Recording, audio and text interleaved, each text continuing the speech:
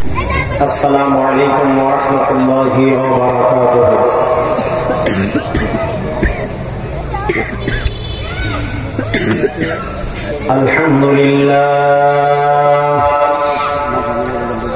الحمد لله نحمده ونستعينه ونستغفره ونؤمن به ونتوكل عليه ونعوذ بالله من شرور أنفسنا ومن سيئات أعمالنا من يهده الله فلا مضل له ومن يضلله فلا هادي له وأشهد أن لا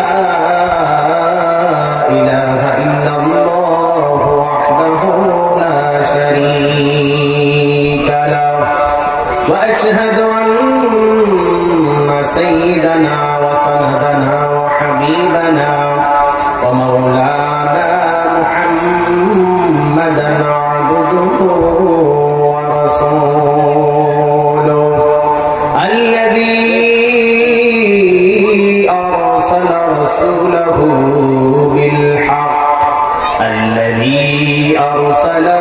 بالحق بشيرا ونذيرا وداعيا إلى الله بإذنه وسراجا وقمرا منيرا فقد قال الله تعالى في كلامه المجيد والفرقان الحميد যারা বসে আছি সবাই একসাথে আওয়াজ দিয়ে পড়েন আউযু বিল্লাহি মিনাশ শাইতানির রাজীম বিসমিল্লাহির রাহমানির রাহিম قل هل يستوي الذين يعلمون والذين لا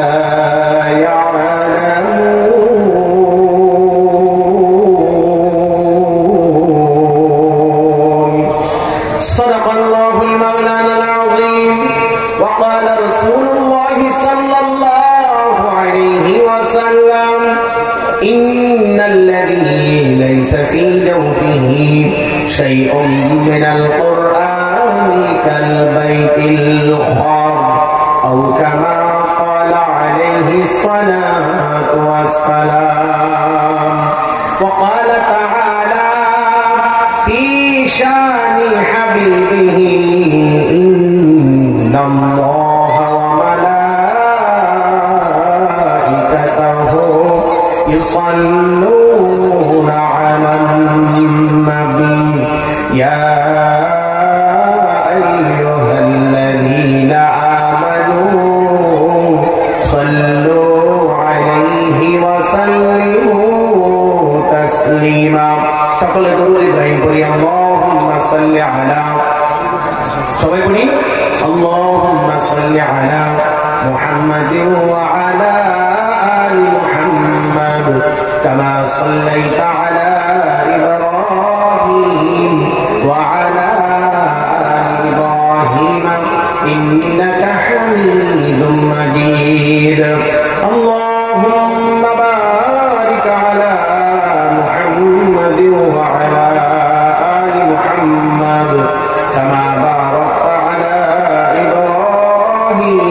إبراهيم وعلى آل إبراهيم إنك حميد مجيد يا صاحب الجمال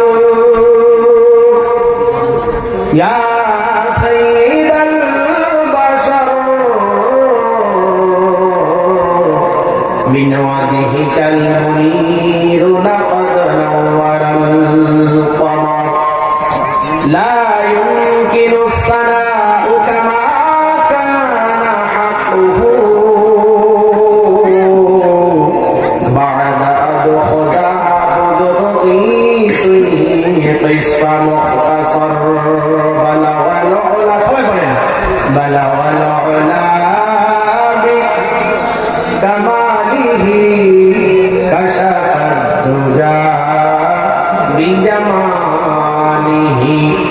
حسنت جميع خصاله صلوا عليه وآله আল-বুখারী মডেল মাদ্রাসা, আল-বুখারী মহিলা মাদ্রাসা এর উদ্যোগে হাফেজ ছাত্রদের পাগড়ি প্রদান ও হাফেজা ছাত্রীদের সম্মাননা প্রদান উপলক্ষে আজ 12তম বার্ষিক ওয়াজ মাহফিল।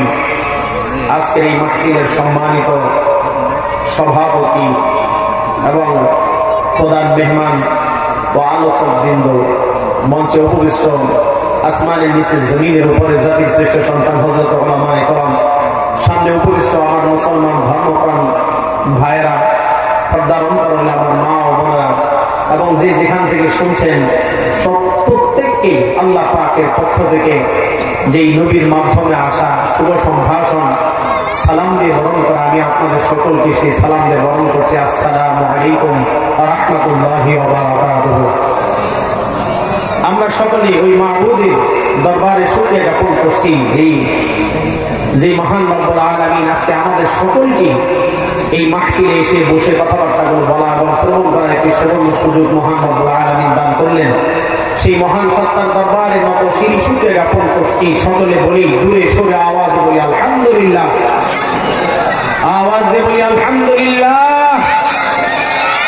দুরূদ ও সালাম বর্ষিত হোক শেষ নবী আখির নবী দুরূদ জাহানের বাদশাহ সাইয়্যিদুল আম্বিয়া খাতামুন নবিয়্যিন জনাবে মুহাম্মদুর রাসূলুল্লাহ সাল্লাল্লাহু আলাইহি ওয়াসাল্লামের উপর নবীর আহলে আউলিয়া আহলে বাইত সাহাবা সুহাদা সালেহিন যত আম্বিয়া کرام দুনিয়ার মাঝে আসছিলেন চলে গেছেন, আল্লাহ রাব্বুল আলামিন তাদের কবরকে তাদের মাকামকে বুলন্দ করে দিক। সকলে বলি আমিন। বিশেষ করে আপনাদের উপস্থিত আমাদের যাদের মা বাবা দুনিয়া থেকে চির বিদায় নিয়ে অন্ধকার কবরে চলে গেছেন, আল্লাহ পাক ওই মা বাবার কবরটা জান্নাতের টুকরা বানায় দিক। সকলে বলি আমিন। আমার প্রিয় ভাইরা, আমি আপনাদের সামনে এক টুকরা কোরআন কারীম থেকে কিছু এক টুকরা আয়াত কারিমা তিলাওয়াত করেছি আর একটি হাদিস পড়েছি। এর আলোকে কিছু কথা বলার চেষ্টা করব ইনশাআল্লাহ। আল্লাহ রাব্বুল আলামিন সর্বপ্রথম মানুষদেরকে দুনিয়াতে পাঠাইয়া সূরাতুল মুলকের 2 নম্বর আয়াতটা তিলাওয়াত করাইলেন, শোনায়া দিলেন, বান্দা হে দুনিয়ার মধ্যে আসছো, তোমার কিন্তু বেশি দিন থাকার জায়গা এই দুনিয়া না। আমি কিন্তু সর্বপ্রথম যেটা সৃষ্টি করেছি সেই সৃষ্টির মধ্যে সর্বপ্রথম সৃষ্টি হলো তোমাদের হায়াত এবং মৌতের মধ্যে সর্বপ্রথম আমি সৃষ্টি করেছি মৌত। সুবহানাল্লাহ বলেন। কি সৃষ্টি করেছেন? আওয়াজ দিয়ে বলেন। মৌতকে আল্লাহ রাব্বুল আলামিন সৃষ্টি করে আয়াতের মধ্যে বলে দিলেন, ও দুনিয়ার গোলামেরা শোনো, তোমরা যেই দুনিয়ার মধ্যে আছো তোমাদেরকে ওই দুনিয়া থেকে বিদায় করে আনার জন্য আমার একটা মাধ্যম হলো মৌত। আর এই মৌতটাই আমি আগে তৈরি করেছি, সৃষ্টি করেছি। এরপরে আমি তোমাদের জন্য হায়াত সৃষ্টি করেছি। এই জন্য আমরা আগেও ছিলাম না, বর্তমানে আছি, সামনে আবার থাকবো না। এই জন্য মৃত্যুটা আমাদের জন্য অনিবার্য। আল্লাহ পাক কোরআন কারীমে বলেন, আল্লাযী খালাকাল মাউতা ওয়াল হায়াতা লিয়াবলুয়াকুম আইয়ুকুম আহসানু আমালা। আল্লাহ রাব্বুল আলামিন যেহেতু মওত আগে সৃষ্টি করেছেন আর হায়াতকে পরে সৃষ্টি করেছেন, এই হায়াত আর মওত এগুলো সৃষ্টি করে আমাদেরকে আল্লাহ পাক কি মেসেজ দিতে চাইলেন, কি বোঝাতে চাইলেন, কি শোনাতে চাইলেন, কি করাতে চাইলেন? আল্লাহ পাক বললেন, ও বন্ধুগণ দুনিয়ার মানুষ শোনো, তোমাদের কাছে আমি মেসেজ দিতে চাই, তোমাদের মধ্যে আইয়ুকুম আহসানু আমালা, কে তোমাদের মধ্যে বেশি ভালো কাজ করবে। আমি এটা নির্বাচন করব তোমাদের মধ্যে আমার হায়াত এবং মওত দিয়ে। তোমাদের মধ্যে হায়াত এবং মওত এই দুটাকে সামনে রেখে তোমাদের মধ্য থেকে অনেকেই আইয়ুকুম আহসানু আমালা, অনেক উত্তম ভালো কাজ করবে।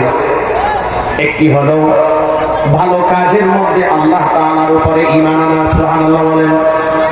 গোটা পৃথিবীর মানুষের কাছে আল্লাহ রাব্বুল আলামিন কোরআনকে ওপেন করে দিয়েছেন। কোরআন কোথাও শিক্ষা করতে পারবে না, কোরআনের কাছে আসতে পারবে না, কোরআন নিষেধ করে নাই।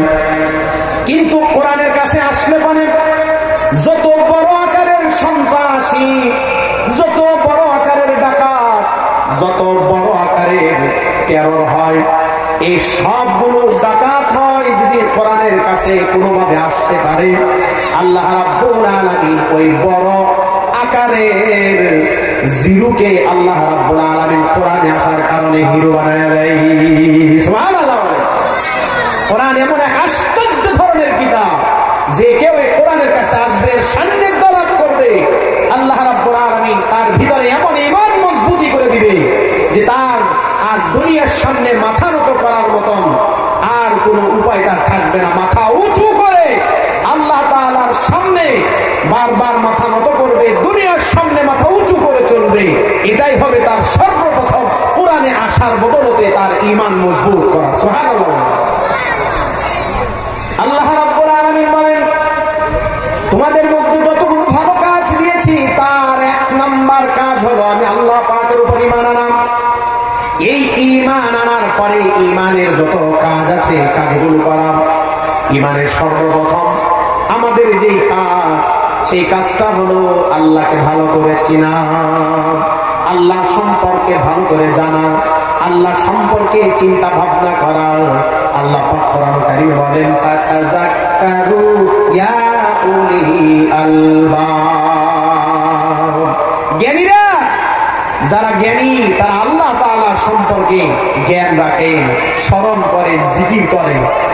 আল্লাহ রাব্বুল আলামিন বলেন, যদি তোমাদের ভিতরে সর্বপ্রথম ঈমান আসে, ঈমান আসার পর আমি আল্লাহ পাককে ভালো করে জানা তোমাদের কর্তব্য, আমার সৃষ্টি সম্পর্কে জানা তোমাদের কর্তব্য, আমার সম্পর্কে, আমার গোটা পৃথিবী সম্পর্কে তোমাদের জানা কর্তব্য। যে যত ভালো করে জানতে পারবে তার ঈমান তত আল্লাহ পাক মজবুত করে দিবে। সুবহানাল্লাহ বলেন।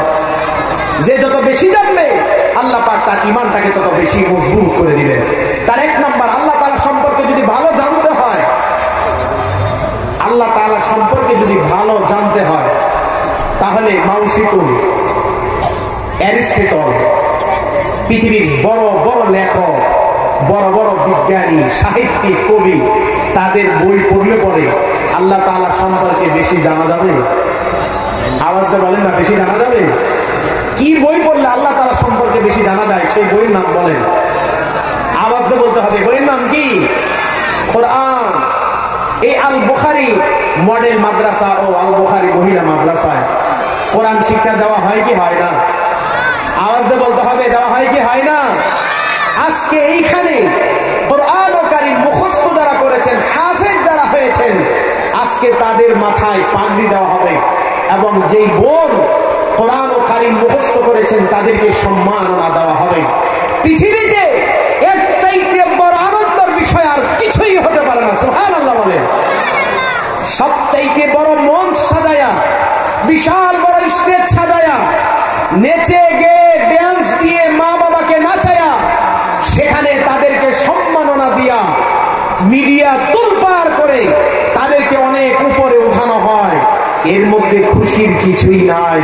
কিন্তু কেউ যদি কোরআন ও কারীম মুখস্থ করায়, কোনো বাবা মা, কোনো মা বাবা যদি তার মেয়েকে কোরআন ও কারীম মুখস্থ করায়, সে যদি হাফেজ হয়ে যায়, আল্লাহ রাব্বুল আলামিন দুনিয়ার ঘোষণা হলো পৃথিবীর যে প্রান্তেই যাক না কেন তার জন্য আলাদা সম্মানের ব্যবস্থা আল্লাহ পাক করে রেখে দিয়েছেন। সুবহানাল্লাহ।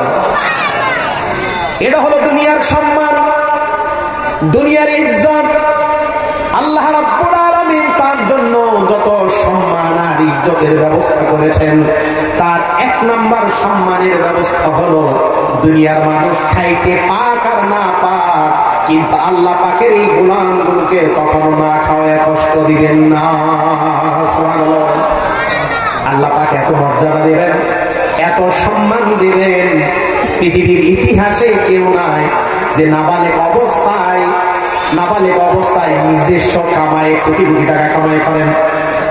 কিন্তু আল্লাহ রাব্বুল আলামিন আমাদের এই বাংলাদেশে, এই বাংলা দামাল মায়ের ছেলেরা যারা 8 বছর, 10 বছর, 11 বছর, 12 বছরের ছেলেগুলো আল্লাহ তাআলার কোরআন ও কারীম মুখস্থ করে বিশ্বব্যাপী, আন্তর্জাতিক মানের যে স্টেজে যে প্রতিযোগিতাগুলো হয়, বাংলাদেশ থেকেও চান্স নিয়ে সেই জায়গায় আমাদের দেশের সন্তানেরা অংশগ্রহণ করেন। এই যে 100-150 যতগুলো দেশ অংশগ্রহণ করেন, এই সমস্ত দেশের সমস্ত হাফেজদেরকে পিছনে ফেলে আমাদের বাংলাদেশের দামাল মায়ের ছেলেরা সেই জায়গায় প্রতিযোগিতা দিয়ে 1 নাম্বার পজিশন অর্জন করে আসে। ঠিক না? কথা মিথ্যে বললাম নাকি? পৃথিবীর ইতিহাসে বাংলাদেশকে যখন চিনে না, বাংলাদেশকে যখন অনেকেই জানে না, যখন এই দেশের ছেলেরা কোরআন কারীম বুকে করে নিয়ে অন্য দেশে যায়, ওই দেশের ছেলেদের সাথে, ওই দেশের হাফেজদের সাথে, হাফেজে কোরআনদের সাথে যখন ওই দেশের মন্ত্রী এমপিরা সামনে বসেন, বিশাল বিশাল বড় বড় জাজমেন্টরা যখন সামনে বসেন, প্রতিযোগীর বিচারকরা সামনে বসেন, তাদের সামনে যখন বলেন কোথা থেকে আসছো, তখন বলেন আমি বাংলাদেশ থেকে আসছি, তখন তাদের প্রতি অন্য এক দৃষ্টিতে দেখেন যে এই ছেলে যদি এখানে প্রতিযোগিতা অংশগ্রহণ করে, আল্লাহ পাকের পক্ষ থেকে এই ছেলে সবগুলোকে ফেল করে 1 নাম্বার পজিশন অর্জন করে। সুবহানাল্লাহ। সেই কোরআনের মর্যাদায় বাংলাদেশ সারা পৃথিবীর এখন মানচিত্রে পরিচিত একটি নাম। সুবহানাল্লাহ, সুবহানাল্লাহ। আমার আর আপনার সন্তানগুলোকেও হাফেজে কোরআন বানানোর ইচ্ছা আছে না নাই? আওয়াজ দিয়ে বলতে হবে, ইচ্ছা আছে না নাই?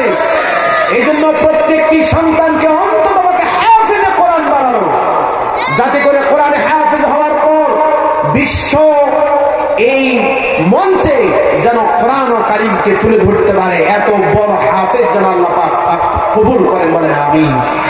আওয়াজ দিয়ে বলেন আমিন। তাহলে এই কোরআন যারা পড়বেন, কোরআনের হাফেজ হওয়ার পর সামনে তার জন্য পথ খোলা হলো আলেম হওয়া। কি হওয়া? আলেম। যত বড় জ্ঞানী হবেন, নিজেকে তত বিনয়ী বানাবেন, নিজেকে তত ছোট করবেন আল্লাহ তাআলার সামনে। সুবহানাল্লাহ বলেন। কার সামনে ছোট করবেন? আল্লাহ তাআলার সামনে। আর ইলম যত অর্জন করবেন, দুনিয়ার সমস্ত তন্ত্র মন্ত্রের সামনে, যত সন্ত্রাসী, যত ক্ষমতাধর ব্যক্তি আছে তাদের সামনে এই ব্যক্তিটা বুক ফুলিয়ে দাঁড়াবে, কোরআন ও কারীমের বিরুদ্ধে একটা কথা বলবে, তার জিভ টেনে ধরার চেষ্টা করবে। কোরআন তাকে শিক্ষা দেয়। সুবহানাল্লাহ বলেন। কে শিক্ষা দেয়? কোরআন তাকে শিক্ষা দেয়। তুমি আল্লাহর উপর ঈমান আনছো, তোমার ভয় কিসে? কি দেখে তুমি ভয় পাও? তুমি তো ঈমান এনেছো আল্লাহর উপরে, তুমি তো ঈমান আনছো, বিশ্বাস স্থাপন করছো তোমার রাসূলের উপরে। তোমার তরিকা হচ্ছে রাসূল, আর তোমার বিশ্বাস স্থাপন হচ্ছে আল্লাহর উপর। আল্লাহ কি বলে তুমি শোনো না? তুমি কিসের ভয় করো? তোমার কোনো ভয় নাই। তোমার বুকে কোরআন, আর তোমার জবানে হাদিস, আর তোমার বুকের ভিতরে, পুরো শরীরের ভিতরে তোমার ঈমান দিয়ে ছাপানো। কিসের ভয় করো? দুনিয়ার ওই রক্ত চক্ষুকে ভয় করে, তুমি দুনিয়ার ওই সমস্ত ক্ষমতাধরকে ভয় করে তোমার ঈমানকে দমিয়ে রাখতে পারবে না। সেই ঈমান তুমি গ্রহণ করেছ, এই ঈমানওয়ালারাই পৃথিবীকে শাসন করে। সুবহানাল্লাহ বলেন। তাদেরকে দমায় রাখতে পারে না। তার একটা দৃষ্টান্ত আমি আপনাদের সামনে উপস্থাপন করব। তার একটা দৃষ্টান্ত হলো 1 বছর, 2 বছর, 3 বছর নয়, দীর্ঘ 22টি বছর আফগানিস্তানের উপরে জুলুম, নির্যাতন, অকাট্য নির্যাতন চালালো। যেখানে মুসলমান পায় সেখানে গুলি করে হত্যা করেন, এবং যেখানে মা বোন পায় ধরে নিয়ে তাদের ইজ্জত লুণ্ঠন করেন, শিশুদেরকে হত্যা করেন।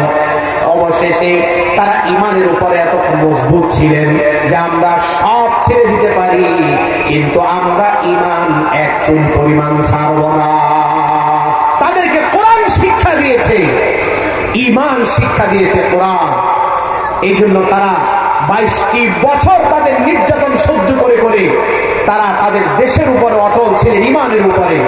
আল্লাহ পাক এমন ব্যবস্থা করে দিয়েছেন যে এই ব্যবস্থার ফলে তারা তাদের সমস্ত সবকিছু রেখে এক আমেরিকার মতন এত দুঃসাহসিক এক দেশ, পরাশক্তি সম্পত্তি সবকিছু ফেলে রেখে ওই দেশ থেকে তারা চলে আসতে বাধ্য হয়েছে। সুবহানাল্লাহ। আমি কি কথাটা বানায় বললাম? তারা পালায় যেতে বাধ্য হয়েছে কিনা বলেন? শুধু তাই নয়,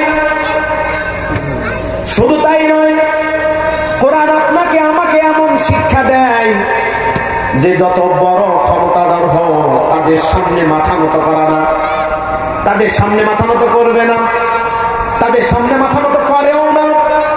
ঈমানওয়ালারা বুক ফুলাইয়া, ঈমানওয়ালাদের বেশি বেশি জেলের ভয় দেখানো হয়। ঈমানওয়ালারা ভয় পায় না, কারণ কোরআন তাকে শিক্ষা দিচ্ছে যে তাদেরকে যতই ভয় দেখানো হোক না কেন সে ব্যক্তি ভয় পায় না। তাই ক্ষমতা জুলুমবাজ, এই জুলুমবাজরা, অসত্যকারীরা তারা ঈমানওয়ালাদেরকে ধরে ধরে তারা জেলখানায় ভরার চেষ্টা করে। কিন্তু আল্লাহ রাব্বুল আলামিন ঈমানওয়ালাদের ভিতরে এমন ঈমানকে মজবুত করে দিয়েছেন যে তাদেরকে শত ভয় দেখানোর পরেও তারা ভয় না দেখে বুক ফুলাইয়া যেখানে রাখে ওখানে আল্লাহর গোলামি করে। ঠিক কিনা? যেখানে লোক ধরে রাখার চেষ্টা করে সেখানেই আল্লাহ পাকের গোলামি করে, এবং ওখান থেকেই আরো 10 জনকে শেখানোর চেষ্টা করে। এক আলেম যদি ভিতরে বলছেন, ভিতরে গিয়ে দেখেন সুর বাটপারে ভরা। ওই সুর বাটপারদেরকে কোরআন শিক্ষা দেওয়াইলেন, তারা কোরআন শিখলেন। শিখতে শিখতে এমন হয়ে গেছে যে চোর হিসাবে জেলখানার ভিতরে ঢুকছে, আর যখন বের হয়েছে বড় বড় দাড়ি আর মাথায় টুপি নিয়ে একটা ঈমানওয়ালা হয়ে বাইর হয়ে গেছে। সুবহানাল্লাহ বলে। তাহলে একজন ঈমানওয়ালাকে যেখানেই রাখুক সেখানেই কল্যাণ, যেখানে রাখবে সেখানেই